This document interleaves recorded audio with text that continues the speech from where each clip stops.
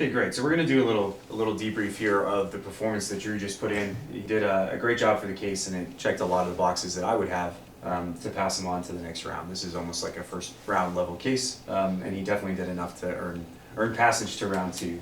So let me start from the top of my list. When he started into his after the prompt, he had great clarifying questions. Right after the prompt, you're trying to get a sense of the business context in which the firm is operating, and Drew did a really good job asking me what business they're in now, what kind of capacity they're looking at, what are their objectives, the things that aren't necessarily going to come out in the structure, but are really important for him to understand the narrative of where this case is going. He already shared some intuition of his about where the case was going before he really had a lot of information, which I thought was really excellent.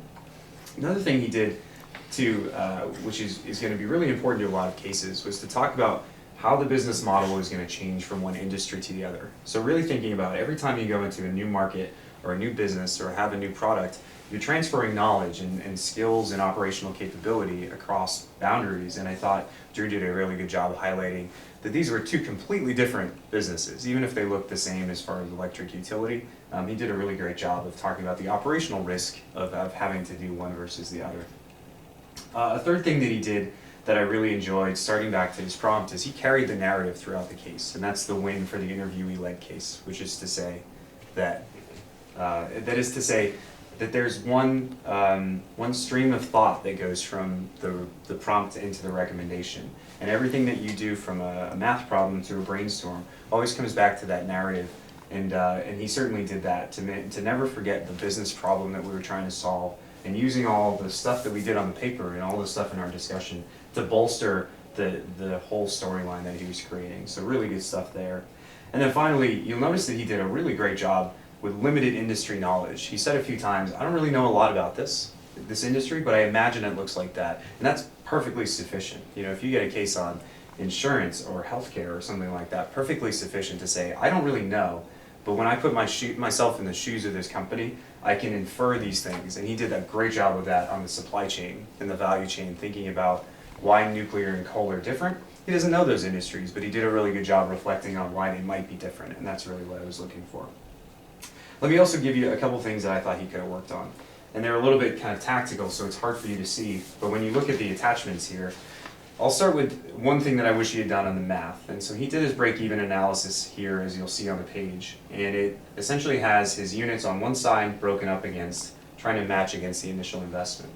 And while he did a great job because he understood intuitively exactly what to do, what I would prefer is to see maybe an equation up top where he said, here's what I'm going to do. I'm going to take the initial investment and I'm going to set that equal to the profit annually times a time metric. Does that sound good to you? And I would say, yeah, of course that is. But just by checking in, if he's made a minor mistake in his equation, we can do this all the time because we're nervous, because it's a big day for us as far as we go into interviews. As long as you check up top, then you can continue to do your math. And you did a great job with the math. Came out great for sure. But if he had done that equation up front, just to check, just to make sure that even if he's 100% perfect, that one day he hasn't made a mistake.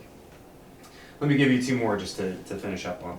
The second is that Drew has a ton of great thoughts to share, and as we've talked about a few times, what I would love for Drew, and when you observe him going back, if he pauses between those thoughts. He's got so much good material to throw into these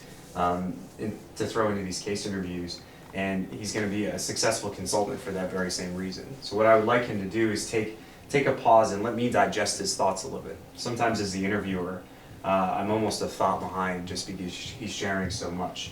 And so when you see some of his brainstorming out of the paper, he did such a good job of that, maybe we could pause a little bit and say, here's my first idea. 1, safety risk. Let me digest, we'll go on to number 2.